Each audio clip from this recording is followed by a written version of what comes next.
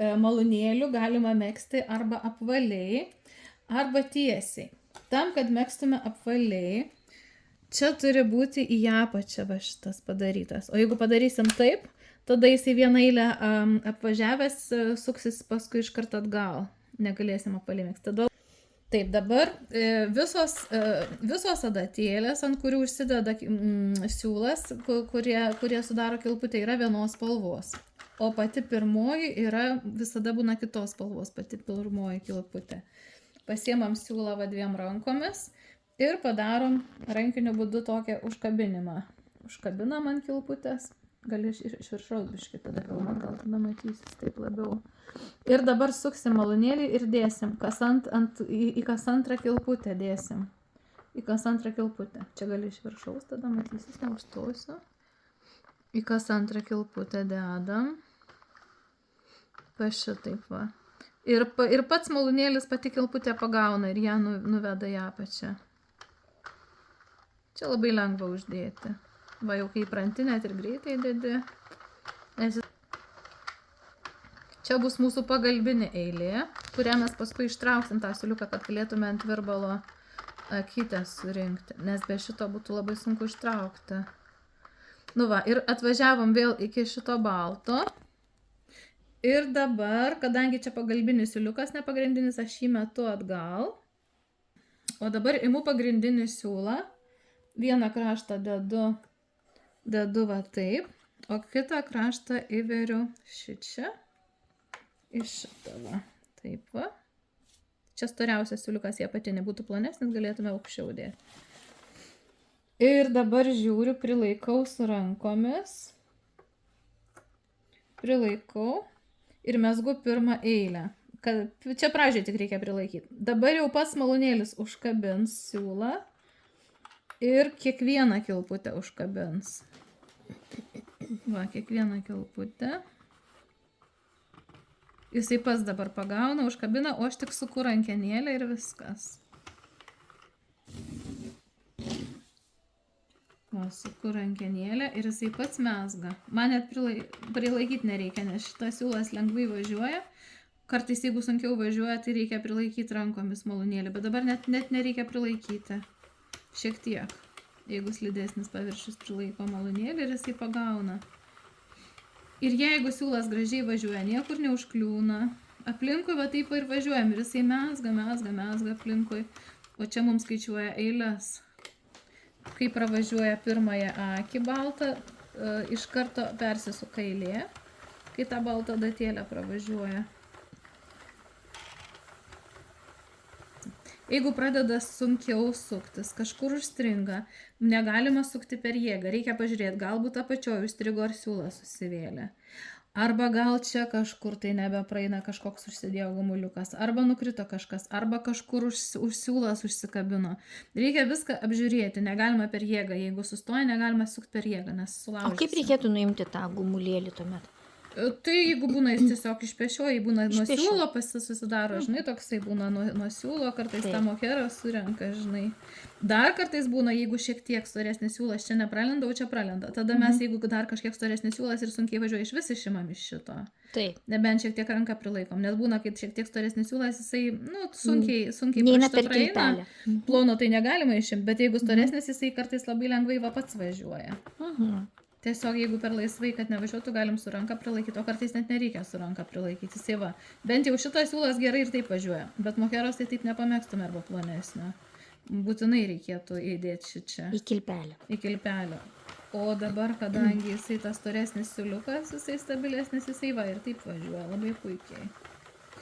Šitaip mezgasi laisviau. Jeigu mums reikia didesnės apimties gaminio, kad jis būtų platesnis, mes irgi galim va taip pamėgsti, laisviau. O nes kada šitaip įdedam, jisai labiau suspaudžia siūlas tvirtesnis ir jisai tada mažesnė kepurytė gaunasi. O jeigu šitaip pamėsgant, didesnė šiek tiek gaunasi. Bet dabar gal įdėkim, kad jis tiesiog mažiau tada priežiūros reikia, kai čia laikosi, mums tada šiek tiek palengvina.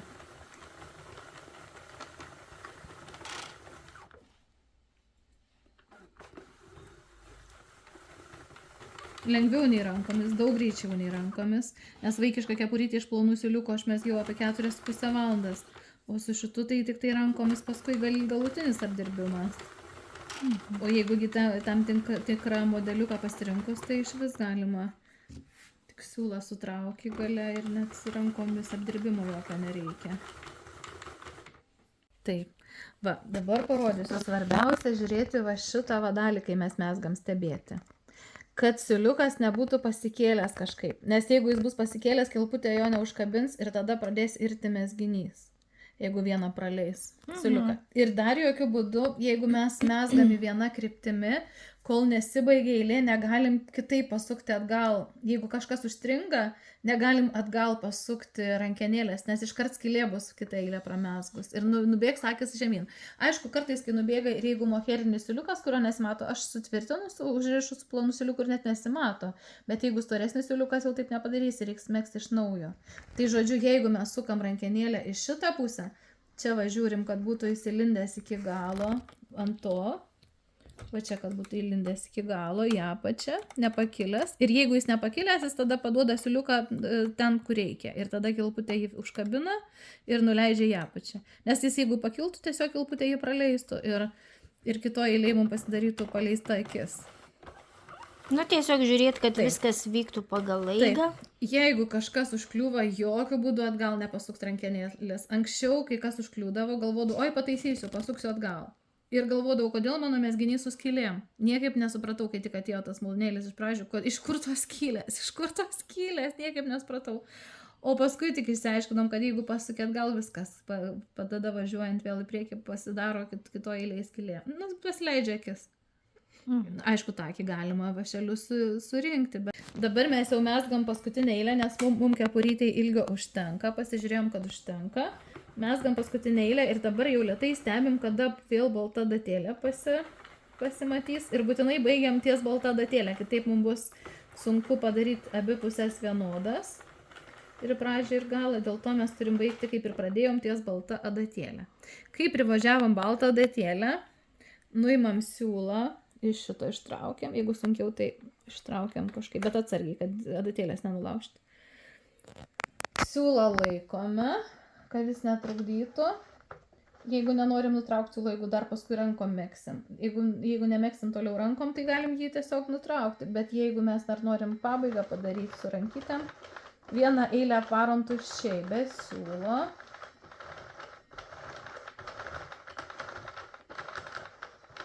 Ir vėl sustojam ties baltą adatėlę. Šičia va. Taip. Ir dabar pasiėmam virbaliukus, geriausia apvalius, nes nuo tiesių, jeigu bus per trumpas nukris. Ir rinksim dabar akytės, va. Tos akytės yra užsidėjusios ant tokių, va. Ir mes šiek tiek prilaikom. Ir va taip ištraukiam. Ir renkam ant virbalo. Ir bus tas paskas mezginys, kuris būtų ant virbalo. Bus labai lengva užbaigti. Kai mums nebepatogu pasiekti jau, pasukam vėl malūnėlį iki savo vietos ir toliau renkam. Bet čia su šitu, sakykime, mezgimu neįmanoma padaryti rašto. Įmanoma, dar darysim paskui kitokius dalykus. Ten yra irgi variacijų. Tik tai neįmanoma gerą blogą padaryti akį. Nebent nuardyti kas antrą akį ir vašeliu paskui pakelti, bet tai čia geriau tada rankom greičiau būtų numegzti visą tą. Bet tam tikri raščiukai ir spalvoti, ir nespalvoti tam tikri yra. Bet čia jau vėliau, pradžiai lygiai reikia išmokti megzti. Dažniausiai juo mezga lygiai, nes raščiukus megzti su jais gana ilgai, tai rankom greičiau. Nu, ta prasme, čia geriausiai tuos malūnėlius lygiam mezgimui naudoti. Tai va. Nu va, surinkom ant virbalo visas akytes. Čia toks apvalus va mezginukas. Dabar parodysiu, kaip užbaigti, jeigu reikia mums šį kartą kepuraitę darysim ne apvalintų kraštų, bet kvadratinių, kad būtų kaip sausytėm, kaip dabar madinga. Tai pasižiūrim iš akies, kad maždaug būtų ant kiekvieno virbalo vienodai akių. Čia va jį prasiskiriam. Ir pastraukiam arčiau. Bet geriausia susiskaičiuot. Jo. Paskui galėsim dar uždėti, jeigu ant kažkurio virbalo pritruks.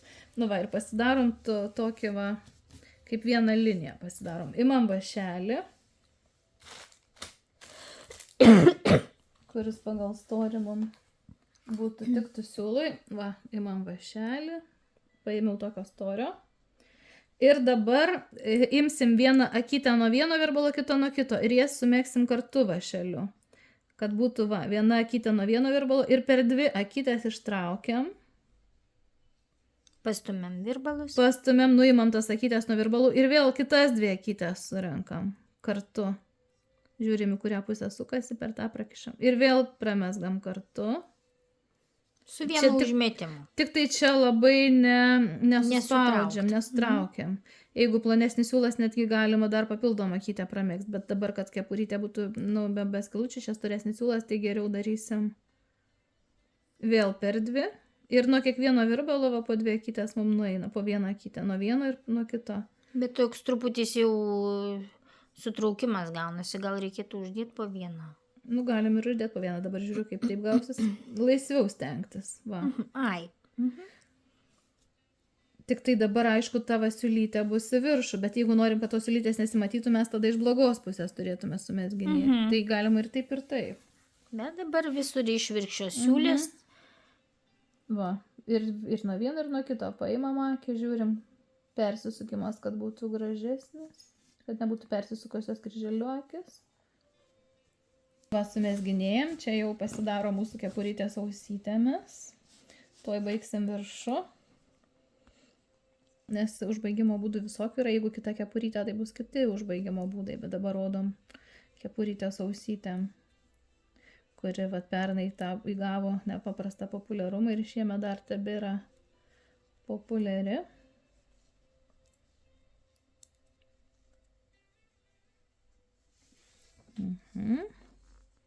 Vieną virbalą imam kitą ir nuo kito ir abi pertraukiam ir nuimam.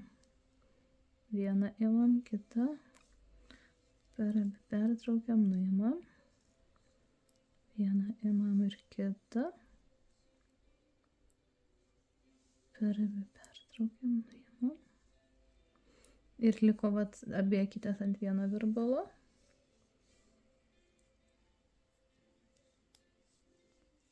Pertraukiam ir šičia jau siūlą galim nutraukti ir pasiliekam galiuką užbaigimui. Nukerpam, ištraukiam, dar gal vieną darysiu tokią kilputę, kad geriau laikytų. Ištraukiam ir tą siūlą paskui su adata į blogą pusę perversim ir sutvarkysim. Nu va, gavosi mūsų tokia kepurytė su ausytėmis. Dabar pagal norą galima, darysim šitą kraštą, jį taip pat rinksime ant virbalo, kad užbaigtume rankomis gražiai. Turim čia papildomą siūlą, kur buvo šiek tiek kitos spalvos, susirandam jo galiuką, susirandam akyčių pradžią ir matot, vat, tą siūlą patempus, akytės išryškėja mums. Bet jos iširtų, reikėtų surinkti. Jeigu mes ištrauktume tiesiog siūlą, iširtų mūsų akytės, bet mes jo neištraukiam, bet pasiėmėm kitos spalvos siūlą, kad žinotumėm, už ko patraukti. Nes tai būtų sunkiau rasti, už ko patraukti. Ir matot, akytės išryškėja. Ir mes jas dabar rinksim ant virbalo. Lygiai taip pat. Rinksim ant virbalo. Va, iškart galiu kelias akytės rasti. Surenku, taip greičiausias būdas. Nes jeigu be to siūlo, būtų daug ilgiau po vieną akytę rasti. Va, daug iš karto akyčių, va, po vieną surenku ir tą siūlą ištraukiu. Tada toliau patraukiu, kad tos akytės išryškėtų. Va. Nes kol nepatraukiu, jos neišryškėja. Tai? Tada jas lengviausia ir greičiausia surinkti. Čia lengviausias ir greičiausias būdas, nes kitus būdus bandžiau, visokių rodo internete ir pati visokių bandžiau, prisigalvau, bet čia pats greičiausias šitas rastas būdas. Ir vėl renku po kelias akytes.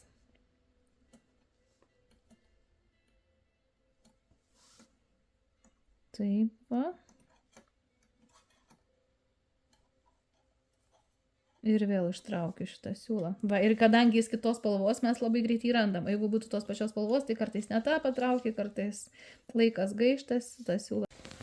Nu va, mūsų kepurytė beveik baigta. Gaila, neužfiksavom laiko, bet tikrai greitai. Siūlą ištraukiama, Ir niekur tas dabar, siūlas. kadangi jinai šiek tiek ilgoka, tai pagalvojom, kad ne gerą blogą akis baigsim, bet pabaigsim ripsu. Taip.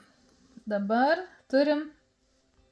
neturim siūlo, todėl pasiimsim tą patį siūlą, kur buvo, ir jį pritvirtinsim.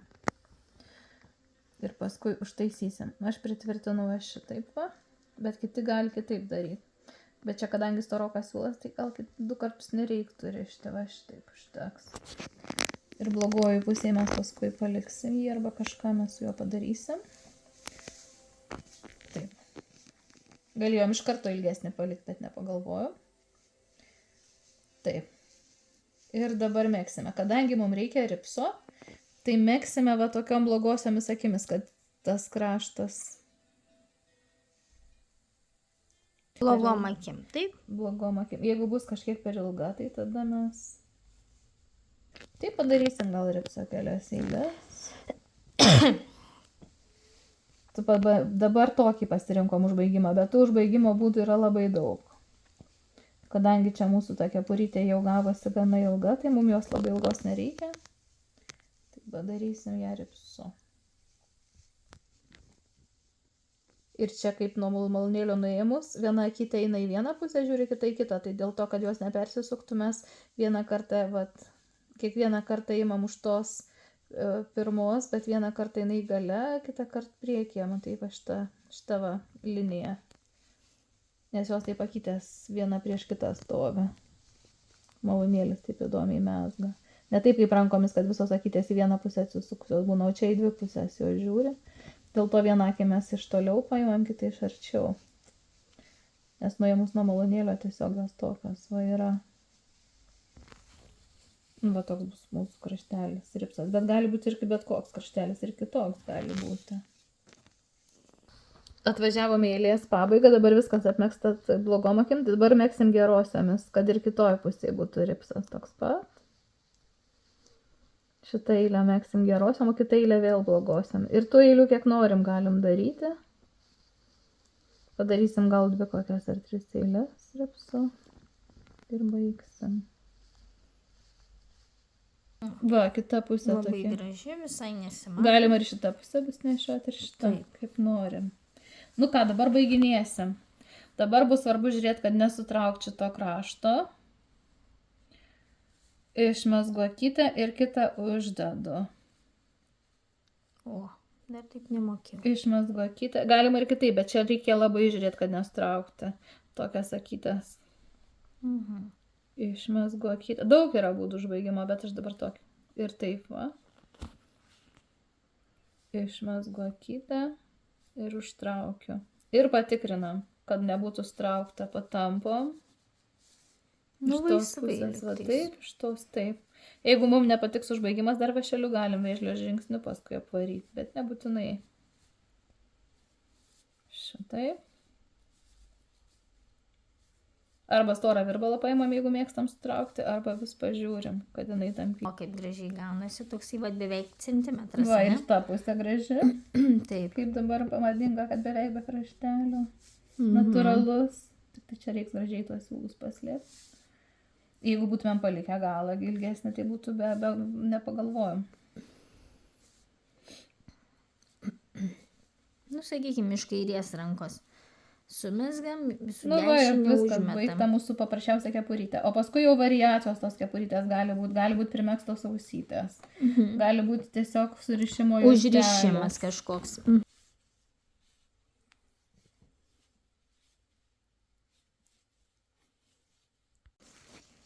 Pati paprasčiausia kepurytė va jau kaip ir padaryta. Dabar galima variacijas ar ausytės daryti, ar užrišimus iš siūliukų paprastų, sutvarkyti galiukus ir viskas. Ir parodysim, kaip užsidėtų atrodo. Dėsim ant alinos. gal ant manęs nes šitokia aukštesnė. Bet čia galima tuos kutus tada pridėti, ne? Kaip nori, Toks- galima su kutais į vaikam, galima vaikutų nešioja. Galima dar čia šoniukus padaryti, arba iš vis tokį šalikėlį nuo jos einantį. O galima tik tai užrišimo tas virvutės. Mhm. Dabar tokios madingos pačios paprasčiausios. Tiesiog žmogui visai tinka ir nugara. Tamsu tik. Alinutės pirmas gaminukas. Alinutė baiginėja dabar vašeliu.